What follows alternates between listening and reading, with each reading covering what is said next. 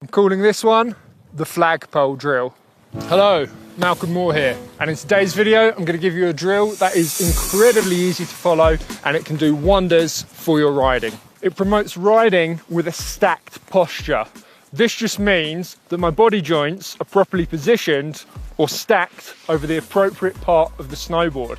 And by doing this, you'll be better balanced on top of your board and better positioned to make movements that will have an immediate effect on your snowboard.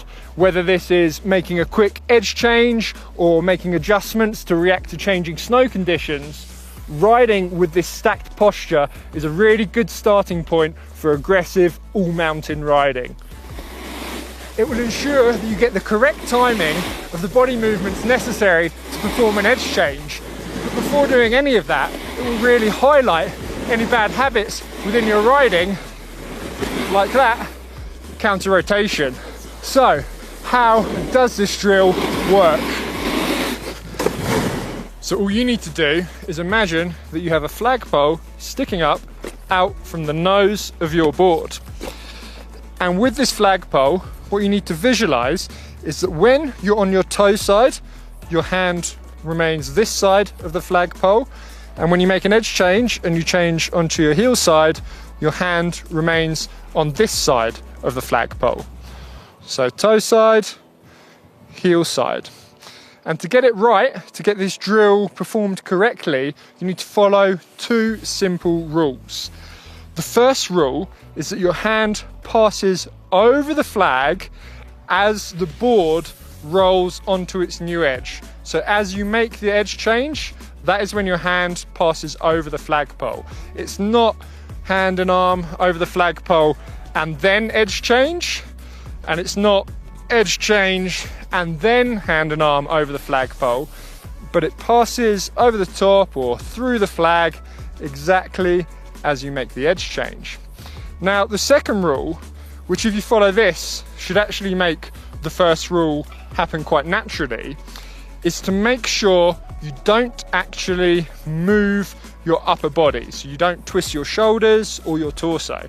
Now this might sound weird because we're visualizing a movement with the upper body and you're watching me pass the hand back and forward over the flag like this.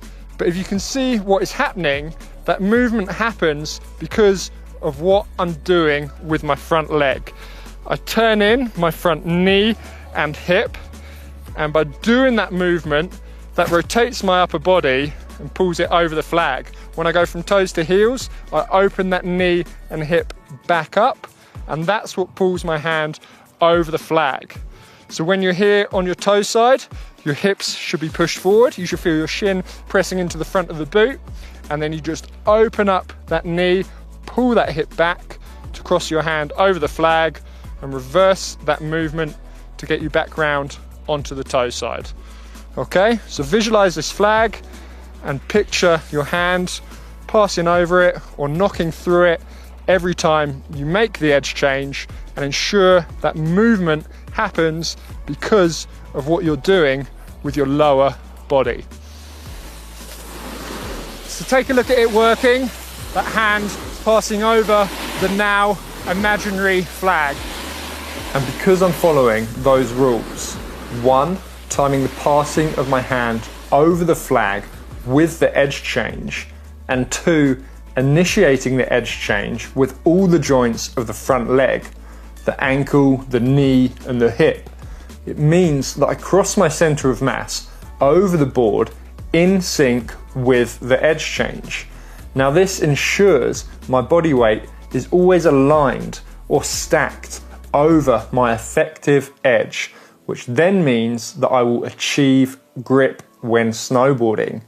And of course, because this movement is led by the front leg, it has an immediate effect upon the board, rather than the delayed reaction that would happen from initiating the turn with the upper body. So my front hand passes through the flag at the same time my front knee and hip passes over the board, which is kind of the point of this drill.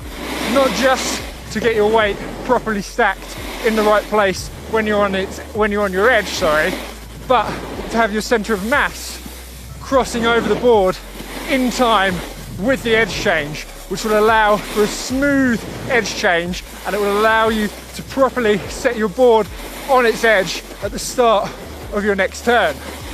Now guys, if you want to buy yourself a little flag to attach to the front of your board, don't forget to check out my affiliate link down below.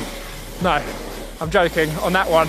But on a serious note, if you're wondering, I do have a link for this Insta360 camera that I'm filming with, and I'll put a link to this product down below that you can click on if you do so desire. Now, let's come on to some of the common mistakes that people often have when trying to perform this drill. Now, the first problem you might encounter is that your hand actually moves back and forward over the flags multiple times throughout the turn, rather than the intended one time at each edge change. Or you might even find that your hand actually passes in the wrong direction over the flag at the edge change, like I'm doing now. Now, if you're having any of those problems, you'll likely be counter-rotating, which is exactly what I'm doing now. And that means twisting your upper body against your lower body.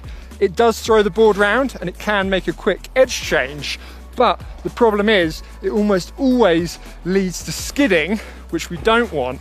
And almost more importantly, it means you lose the benefits of that stacked posture we talked about earlier.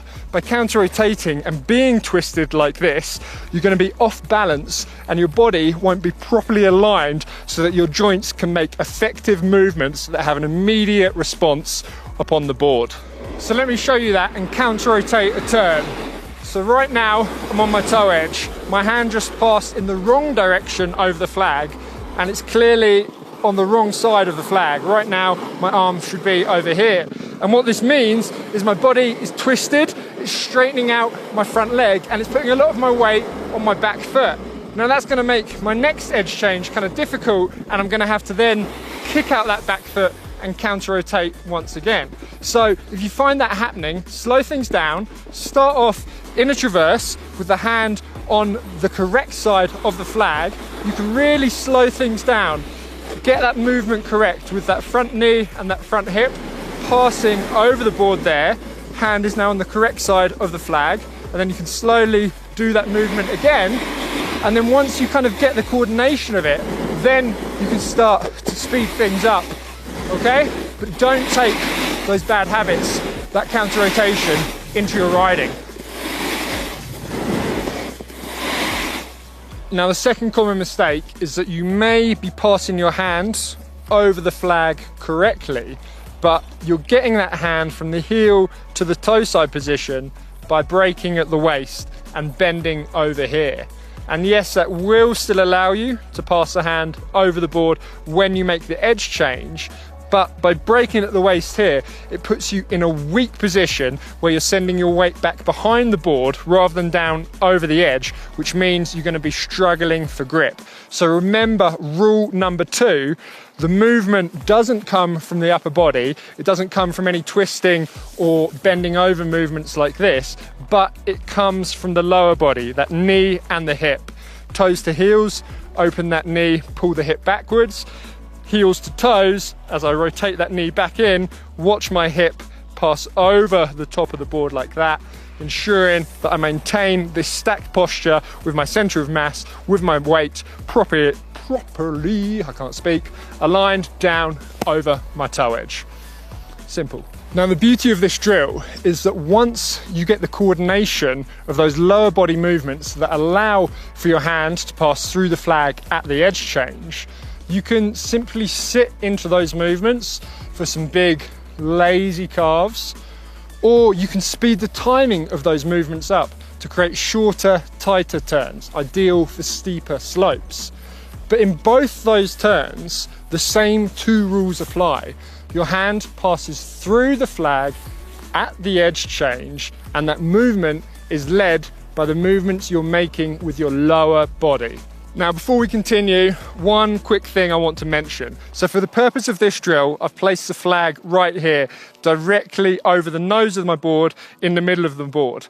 And that will imply that my shoulder line is exactly in line with the board. When I'm on the toe edge, I'm around here. And when I'm on the heel edge, I'm over here. Whereas in reality, a slightly stronger posture is to have your shoulder line adjacent to the angle of the front foot. So my front foot is turned out 18 degrees, which also means my shoulders should be turned about 18 degrees, which in reality means the flag, rather than being right there on the center, should actually be turned out just a little bit over here. Now, for the purpose of getting the drill and for visualizing it, and when I start with this drill with most people, we just think about the flag being in the middle, and then once you start to get it, then you can make those small adjustments and imagine the flag over here. But this would be my heel edge position, and this would be my toe edge position. You can see my body is slightly open in the direction that I'll be traveling.